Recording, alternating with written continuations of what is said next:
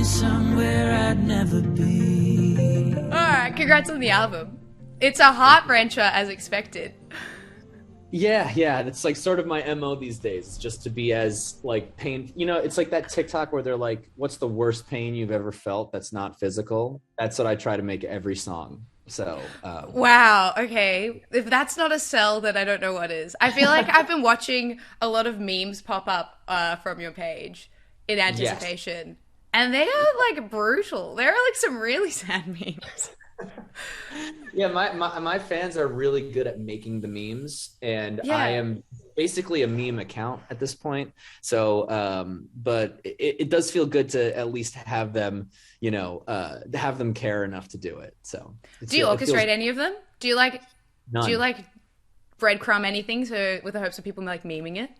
No, I usually just go on Twitter and I'm just like, who has the memes today? And they're like, say less. And then they like maybe 2-3 hours later, like I'm stacked, filled to the brim with memes, like That's I'm crazy. just like, yeah, I'm just absolutely like, yeah, it's befuddling sometimes, just like how much there is to like, but to deal with, but I let them all sink in. So. And they call themselves the Squid Squad? Is that right? The Melchors I understand, but why Squid Squad? What is the backstory there? So during the pandemic, like at the beginning, I was going live every single night, like on Instagram. And wow. I think I did that for like, I think it was like a month in a row. Like I was just like every single night, because what else are we going to do, And then one time somebody commented a squid, and then everybody just started commenting squids. And it was just like this whole squid thing or whatever. And I don't know, there's no lyric that involves squid. There's not really too many marine life lyrics that are in my songs anyway. But they just latched onto it. And, once you can't really make up the name of your fan club or whatever, We can try, but I think I like Squid Squad. It's got an element of intrigue. I think it also sets you a challenge. Like, you can pay a little homage to the Squid Squad later. Like, even if it's just like, if you had like a lyric about like tentacles of pain or some shit like that. Exactly. I was thinking about getting a squid tattoo. Like if after many tattoos already, just getting a squid one might be good. So where would you get it? I can imagine it like on your heel and like wrapping around your heel or some shit. Oh, it's kind of that would be cool. I don't have any. I have no tattoos like below the waist or like below the rib. So maybe that would be the first one. Getting a heel tattoo. I'm down. Great content. You gotta let me know when you're doing it. I will. I live streamed the last tattoos that I got, which was like in theory a good idea, but the noise is pounding on an Instagram live or on a TikTok live. It's like it's kind of punishing. So it'd have to be you might like have to stick and poke or something. That would be a good idea. Okay, stick and poke my Achilles tendon with a squid. I think that'd be good. Nothing sounds more enjoyable. That sounds like a day at the spa. Day at the spa, yeah. Should we get our nails done, or should we stick and poke our Achilles tendons? Definitely the latter. When did you start noticing this fan base starting to swell? Because I'm conscious you were in a band for a hot minute before you went solo. Yeah. What were those early days? Oh, the early days were fun. The early days I learned a lot about like what to do, but like mostly I learned about like what not to do. Just being in a band and just realizing like why you play the shows or make the music, and if you're like basically the best thing that I learned from being in a band where I like really wasn't like the center. I like was just like basically a hired gun that wasn't really paid, so I wasn't really hired, more of just a gun. But the biggest thing I learned was that like if you are going to make no money, you might as well make no money doing your own dreams versus like making someone else's come true. So once I realized that, I was like, I might as well just like do it myself and everything. So that was like the early days. But even before then, just like playing, pizza places and restaurants and bars and everything, it was I learned a lot about just being able to like take a punch and just, it doesn't really matter, and it's kind of funny anyway, so that's why I kind of like the Squid Squad and all the memes and everything, so it all connects. Okay, it's all like a part of the ecosystem, but that's a good point. You don't want to watch your dreams go down the sink, like you really want your own to thrive. Yeah. It's not a sync. That's not a sync that I'd like to, dive into. There's plenty of other syncs to, Uh, sort of clean yourself off in. And I think the main thing is to just like take care of yourself. And, as much as like you want to be friends with people, it's a hard like landscape because you're just like friends, and it's like a lot of like, relationships intertwine with like music business and stuff like that. So, you can sort of get not like taken advantage of, but there's moments where you can just feel like at least you are. And I think moving forward from that, I was like, as a solo artist with like a band, to make sure they are all like, really cared for and everything, because yeah. I've been on the other side where I haven't been exactly, Yeah, so. respect. Okay, now that you've tackled the sophomore album, do you feel like you've ironed out who Adam Melchor is as an artist? I think so. Yeah, I last year I put out a song called "What a Damn Shame," and it was like a lot more like alternative and like rock than I normally did, and I was like thinking about like teetering on like maybe approaching that as like what I wanted to do, and then I quickly realized that it wasn't for me, and I learned so much from that song, and now I really feel like I know who I am, like, who I identify with. And especially this album, like there's a lot more like piano involved, and like just very much like still lyric focused, and but there's just like a little bit more chances being taken than before, which I think I always want to grow, but you do have to sort of solidify in what you think at least is like, your MO. So like just always like having good lyrics, storytelling and whatnot, and and then making a bunch of weird noises. So that's pretty much it. I agree that I think, like, on first listen, that your lyrics really stand out from the rest. Tell me Oh, about your background okay. in slam poetry. Oh my goodness. My background in slam poetry is not too much of a background. I've had a I, watch. It's pretty impressive. oh my God. Yeah. I quickly realized basically with slam poetry, I went to a school called Montclair State University, and Okay. this is deep diving shit, Tate. And this, That's I'm what we proud of you for expect. finding this one. Yeah. I went to this place called Montclair State, and they had a poetry club that was awesome. And I had no idea what slam poetry was. I thought it was just like writing poetry. So I was just writing it. And then the person who was running it, this kid named Tim was like, he's like, yo, if you ever thought about like performing any of these? And I was like, literally not once. I just doing it for myself. Whatever. He's like, oh yeah, maybe you should try. So it was kind of like a monologue, basically. So I was like treated as such and whatnot. And so I did it. And then that year, for some reason, we just did really well, and like we entered this competition, and it was like 65 schools like all competing against each other, and we got like fourth place in the country. It was like so strange. Do you But think that was strange though? Because the coincidence is that you joined the team. yeah, well, I mean, I guess, I mean, I wanted to win. It's just weird to make it like competitive, like make poetry Yeah. competitive. It's like so strange. But I think I quickly realized after that, after seeing so many people in schools and like all over the place and like talk about it, I was just like, I think in slam poetry, I'm better off as an audience member than a participant. Hmm. That's There's so interesting. many people who have so many like other things to say, and like slam poetry is rooted in a lot of like, like culture that is like sort of discriminated against and everything. And like, as a white guy, I don't really have much to say, that's like too, so a lot of my poems were coming off, more as like funny or comedy sort of things. But then I was like, there's actually like there's a lot of things that are, I don't need to be a voice here. I can just be a listener. And that's how I enjoy it now. So I enjoy listening and being an audience member more than actually performing it. But man, it's been so long. So those videos are still up there, if anybody's Yeah, interested. they are still up there. I'll put them in this video description No, maybe. I'm no, giving you don't some do extra promo.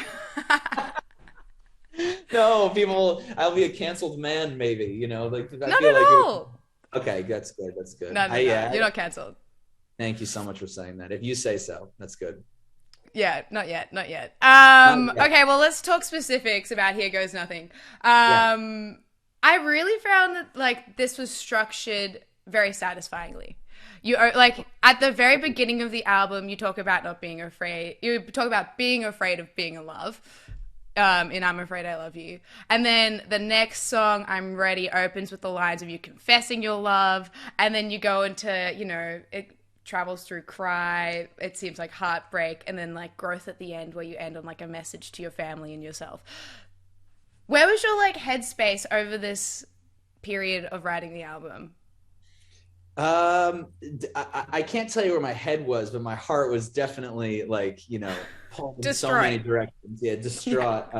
But yeah, I kind of wanted to, and that's awesome that you got that, because I sort of did it on purpose to make it feel like it's like Mm. a revolving door, because I think I was in an on and off again, relationship for so long during the pandemic, and it was long distance, and it was just like it was so insane, and it was a lot of unsuredness, and but then like you can drink like 2 cups of coffee and be like, okay, that's it, we're doing this, you know what I mean? It's just like it was so day to day. And I think like at the the grand scheme of things, we would sort of go through this thing of like, okay, man, like I really love you and all this stuff, and then being like, okay, maybe we shouldn't do this, and we accept that. And then like once you accept it, it's like you get like one more introduction to the person, and then all of a sudden you're like back in the loop, so that's kind of what I wanted to make the album feel like, in a sense, where it's like if you start it, like if you end with Sorry Adam and you go into I'm Afraid I Love You, it's kind of just like repeating the story again. So it was, yeah, Yeah. it's like kind of just it's just like one of those hamster wheels, Yeah, in it's the heart, cyclical. Yeah. very much like snake eating its own tail, yeah, that was like the intention of it. And then you've also thrown in some like Dorothy Wizard of Oz imagery of being like, in my head, when I saw Dorothy and then I realized it was Wizard of Oz Dorothy, I was like, oh, long way from home, Yeah, displacement. Like there's a lot of different feelings going on. yeah, Um, and that one's but just, oh, sorry, yeah, no, sorry, no, you go. no, no. You tell me about the song. Please, please, I'm please, not please. going to No, tell no, you you go. anything. No, you Oh. keep going. Well, I was saying, like, as I was listening, I was like, this is so interesting because I had to, like, come to a moment of, like, reconciling who I think you are, of, like, someone who, in my head, is in touch with emotions and, like, somewhat sensitive in a good way. But then you've got songs like Cry, where you're not, like, crying in front of people, you're afraid of being in love. Like, all these sort of things where I was just like, oh, this is really interesting to hear this perspective of you.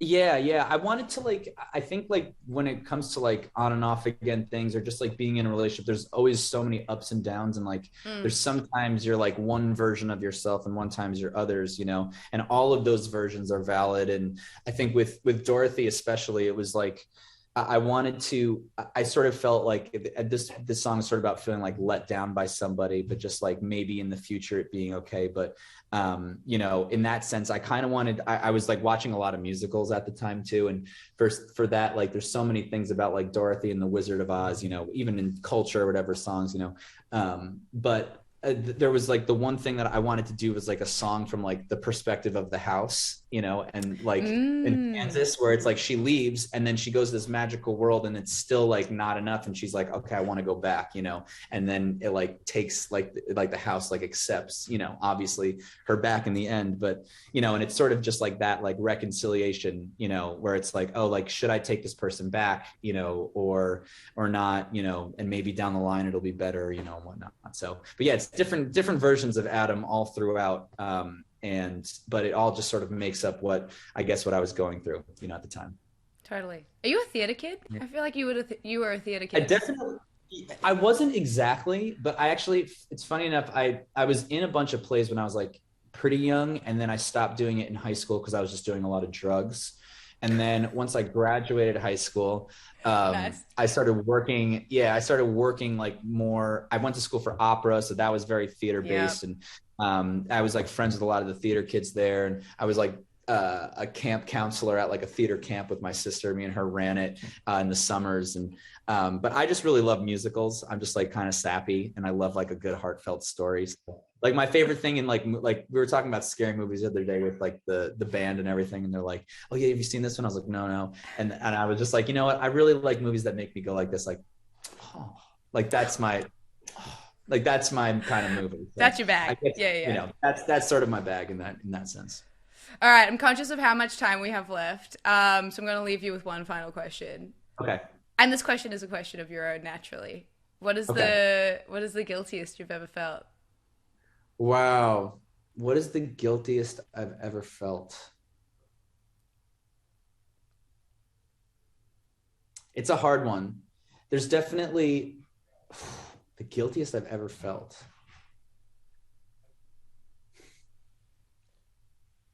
there's so many choices, there's so many choices. I think honestly, the guiltiest I think I've ever felt is sometimes, I guess in just like in relationships, just like realizing, you were the person like, who maybe didn't make the mistake, but didn't like forgive the mistake like in time, and I think forgiving yourself is like a really big part in forgiving other people. That's kind of what Sorry Adam is about. And I think that like in this whole thing, I think the guiltiest I felt was just letting like everybody down by sort of like, sort of self-sabotaging, and that with like communication and, all that stuff, you can actually like branch out to other people and like be okay and forgive them. And, just we're all human. So I also think that the guiltiest I've ever felt is like, I don't even, yeah, I guess that's it. I'm not like too much, but actually, you know what? One time I ran from the cops when I was in high school, and I never got caught. And that's probably the guiltiest I ever felt, like by You illegal. feel bad for them not catching you, and you feel like you should have been reprimanded. I was definitely doing what they were chasing me for, but Okay. they still have not caught me. So, maybe they'll see this, and I'll be subpoenaed, but it was a very minor offense, so it was. I want to know more, but we won't put it in this. Sounds good. Adam Melchor, it's a pleasure as always. Congratulations. Thank you so much. I hope I get to see you soon. Absolutely.